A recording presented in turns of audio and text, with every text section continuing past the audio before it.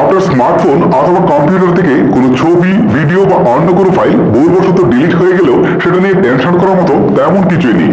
আপনি চাইলে খুব সহজেই সেসব ছবি, ভিডিও বা অন্য কোনো ফাইল রিকভারি করে ফেলতে পারেন, অর্থাৎ ডিলিট হয়ে যাওয়া সেসব ফাইলগুলোকে আবার নতুন করে ফিরিয়ে আনতে পারবেন। আজকের এই ভিডিওতে সম্পূর্ণ প্রসেসটাই দেখাবো। কথা না বাড়িয়ে চলুন তাহলে মূল ভিডিও শুরু করা যাক। কিভাবে ডাটা রিকভারি করতে হয়, এই জন্য আপনাকে চলে যেতে হবে গুগল প্লে স্টোরে। ওকে, আমি প্লে স্টোরে ক্লিক করছি। প্লে স্টোরে আসার পর এখান থেকে আমি সার্চ বারে গিয়ে লিখবো ডিস্ক ডিগার, DISK, ডিস্ক লিখে লিখবো ডিগার, DIGGER লিখে আমি সার্চ বারে ক্লিক করলাম। এখন দেখেন ডিস্ক ডিগার অ্যাপসটি অলরেডি আমার সামনে চলে আসছে। সময় বাঁচানোর জন্য সেটাকে আমি আগে ইনস্টল করেছি, জাস্ট এখন আমি ওপেন বাটনে ক্লিক করছি। ওকে, এখন এখানে দেখেন শুরুতে দেখাচ্ছে স্টার্ট বেসিক ফটো স্ক্যান, ঠিক আছে। উপরে হচ্ছে বেসিক স্ক্যান নো রোড, ঠিক আছে। এখন বিষয় হচ্ছে যদি আপনার ফোন রোড করা থাকে তাহলে ফুল স্ক্যান করা যাবে, আর যদি রোড না করা থাকে তাহলে কিন্তু এখানে বেসিক স্ক্যান করবে। এখন অনেকে হয়তো জানতে চাইবেন যে আসলে রোডটা কি, এটা এক কথায় বোঝানো সম্ভব নয়। আপনারা একটু ইউটিউব থেকে সার্চ দিয়ে দেখে নেবেন। আসলে যদি আপনার ফোনটা রোড করা থাকে তাহলে কিন্তু আপনারা ফুল স্ক্যান করতে পারছেন, তারা হলে বেসিক স্ক্যানটাই করতে হবে আপনাদেরকে। ওকে, দেখেন নিচের দিকে এখানে কিন্তু ফুল স্ক্যান রোড রিকোয়ার্ড, ঠিক আছে। তো এটা আপনারা বুঝতে পারছেন। এখন আমি আপনাদেরকে দেখি কিভাবে আপনারা রিকভারি করবেন। স্টার্ট বেসিক ফটো স্ক্যান, এখানে একটা ক্লিক দিবেন।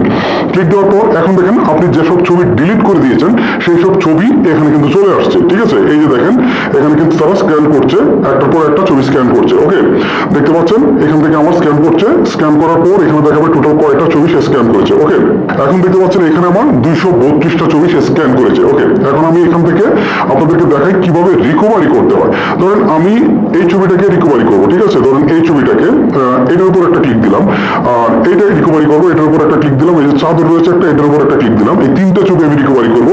এখন নিচে দেখেন রিকভারি নামে একটা অপশন রয়েছে, জাস্ট আমি এখানে একটা ক্লিক করছি। ক্লিক করার পর এখান থেকে মাঝখানে যে অপশনটা রয়েছে save the file to a custom location, আমরা এখানে একটা ক্লিক দেবো। দেওয়ার পর এখান থেকে ওকে যে বাটনটা রয়েছে এখানে একটা প্রেস করে দিব। প্রেস করে দেওয়ার পর এখান থেকে নো থ্যাঙ্কস এই শব্দটা দিয়ে দিব, ঠিক আছে। এখন দেখেন আমার এটা কিন্তু রিকভারি হয়ে গেছে। আমি যদি এখান থেকে হোমে ব্যাক করে চলে আসি, এখন যদি আমি গ্যালারিতে যাই, যাওয়ার পর এখানে অ্যালবামে যাই, অ্যালবামে যাওয়ার পর এখান থেকে কিন্তু আমরা এখন আমাদের সেই কাঙ্ক্ষিত ছবিগুলোকে পেয়ে যাবো। ওকে, এখন দেখেন এখানে একটা ফোল্ডার রয়েছে DCIM, এই ফোল্ডারে আমি একটা ক্লিক দিই। ক্লিক দেওয়ার পর দেখেন এই যে আমি যে চাদরটা রিকভারির জন্য দিয়েছিলাম এটা কিন্তু এখানে চলে আসছে, ঠিক আছে। এছাড়াও কিন্তু আমি আরো এই যে দুটো ছবি দিয়েছিলাম এই দুটো ছবি কিন্তু এখানে চলে আসছে। সো এইভাবে কিন্তু আপনারা খুব সহজেই আপনাদের স্মার্টফোন থেকে ডাটা রিকভারি করতে পারেন। এখন একটা জিনিস আপনাদেরকে একটু বলে নিই, স্মার্টফোন থেকে সম্পূর্ণভাবে ডাটা রিকভারি করা যায় না, যেটার সাথে পরিচয় করে দিই। আমি এখান থেকে হোমে চলে আসবো। এখন দেখেন এখান থেকে আমি চলে যাই হচ্ছে প্লে স্টোরে।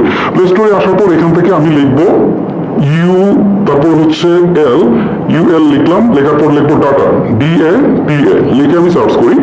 এখন দেখেন এই যে UL ডাটা যে অ্যাপসটা রয়েছে এটা দিয়ে কিন্তু খুব ভালো রিকভারি হয়, মানে ডিস্ক ডিগারের চেয়ে ভালো রিকভারি হয়। কিন্তু প্রবলেম হচ্ছে দুটার বেশি ছবি রিকভারি করতে যান তাহলে অবশ্যই আপনাকে টাকা দিয়ে সাবস্ক্রিপশন কিনতে হবে। ওকে, সাবস্ক্রিপশন কেনার পরেও আমি একটা জিনিস খেয়াল করে দেখলাম, এই অ্যাপসটা মানে ডাটা রিকভারির জন্য ফোন থেকে সবচেয়ে ভালো অ্যাপস। তারপরেও এখানে 100% রিকভারি করা যায় না। যদি রোড করা থাকে তাহলে আর একটু বেশি করা যায়, কিন্তু ফুললি কোনো অ্যাপস থেকেই ডাটা রিকভারি ফোন দিয়ে করা যায় না। তারপরে যেটুকু করা যায় বা যেটুকু ছবি পাওয়া যায় সেটুকুই হচ্ছে best. Please subscribe. Only personal use is allowed.